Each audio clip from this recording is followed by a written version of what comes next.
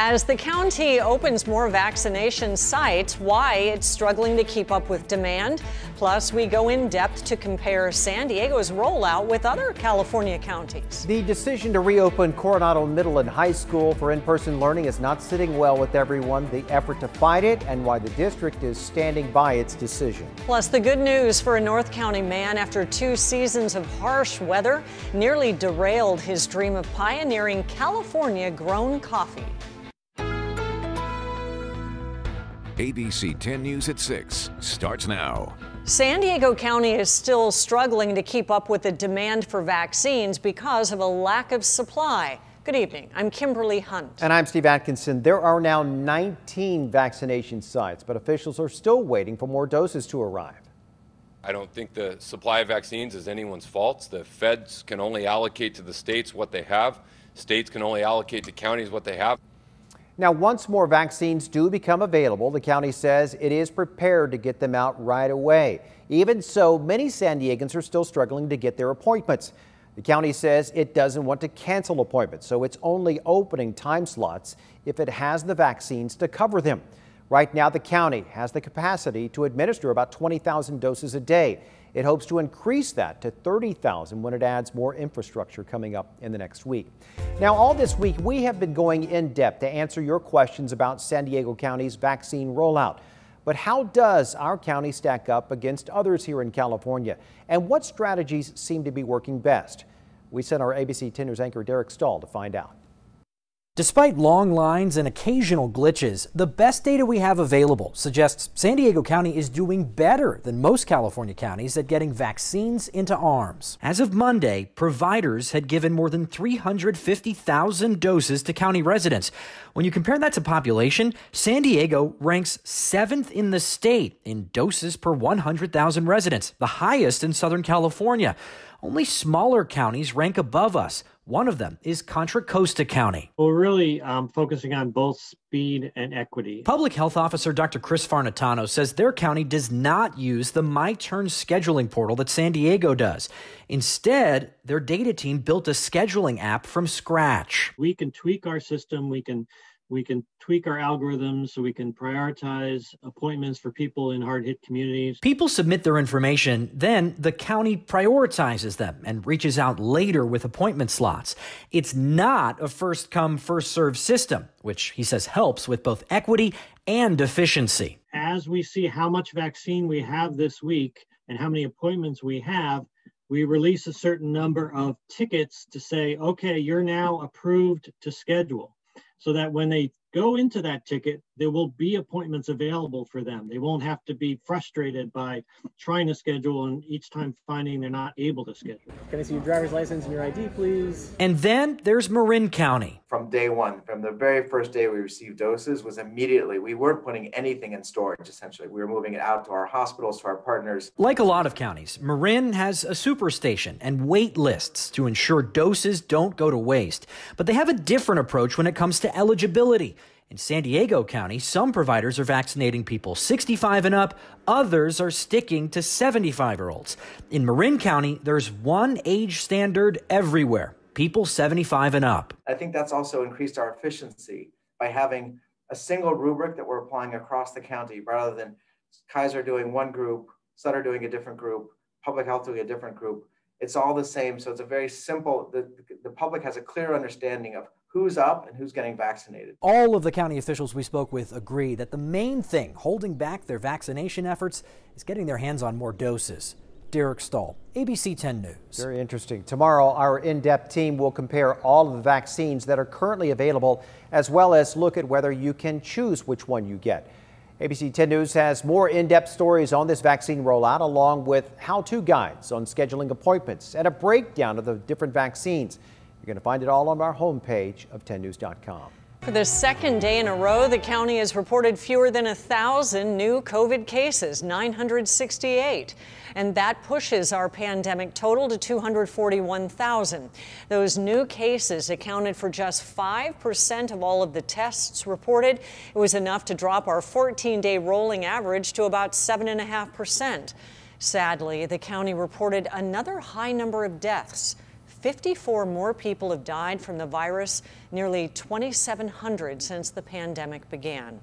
In an effort to free up vaccine appointments at county sites, the city of San Diego has opened its own vaccination clinic. It will specifically serve government workers who meet the state and county criteria. The city says it received 1,200 doses from the county. Most will be given at a site in Balboa Park. And while visiting that site, Mayor Todd Gloria suggested that the city's involvement in vaccine distribution could expand depending on supply. My hope is that as we show our ability to efficiently and effectively vaccinate people here at this site, that we will be given more doses that we can pass out at this location and at other locations around the city.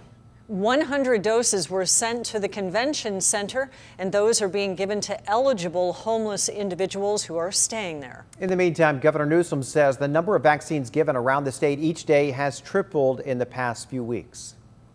While that's good, it's not good enough. We were in the 40s, high 40s, in terms of our national ranking. We were in the high 30s. We're now in the high 20s. We're moving in the right direction. We're above the national average. We don't want to be average. We want to do more and better. Governor Newsom also announced that the My Turn system, which people in San Diego and LA have been using to schedule vaccine appointments, is now rolling out to the entire state. And we also know there are many questions and different experiences with the vaccine rollout. Our ABC 10 News in-depth team is committed to tracking down answers and sharing your stories.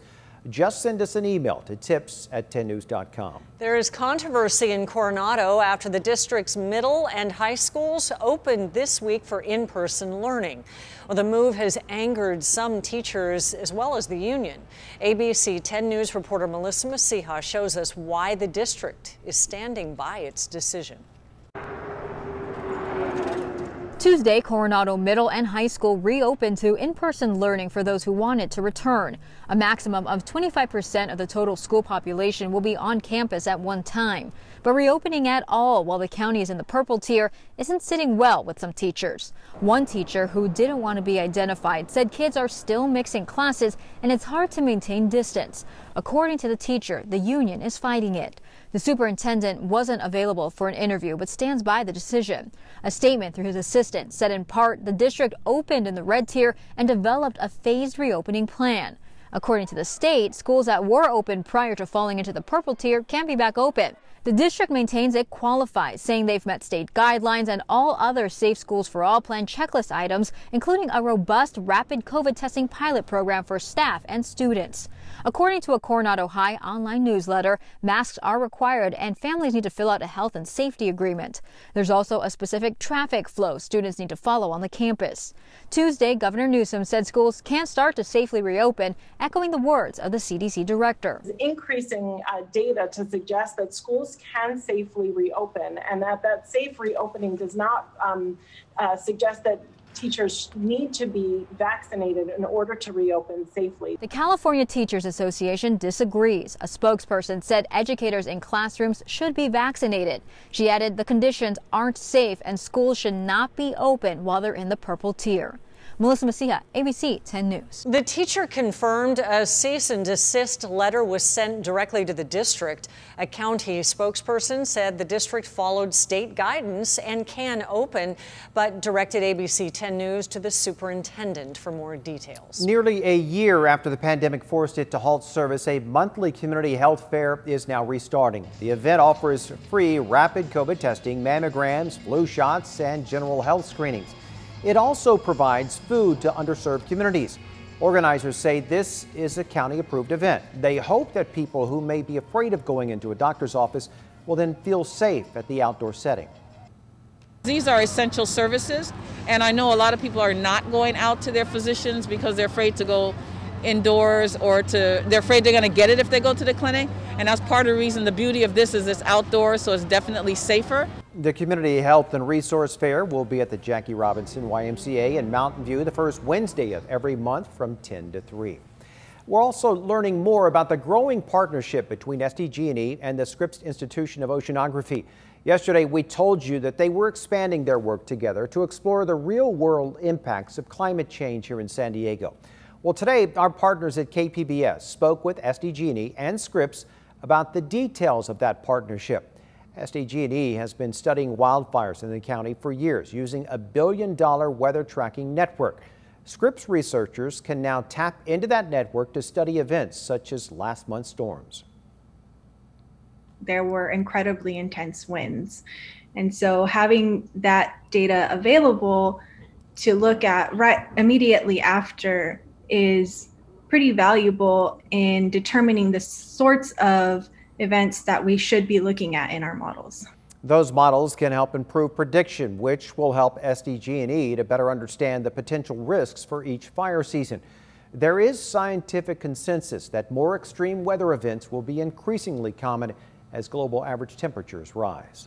It's not yet clear how 3 boats at a South Bay recycling center caught fire overnight. The intense flames consumed the boats at California Marine Recycling on Bay Boulevard.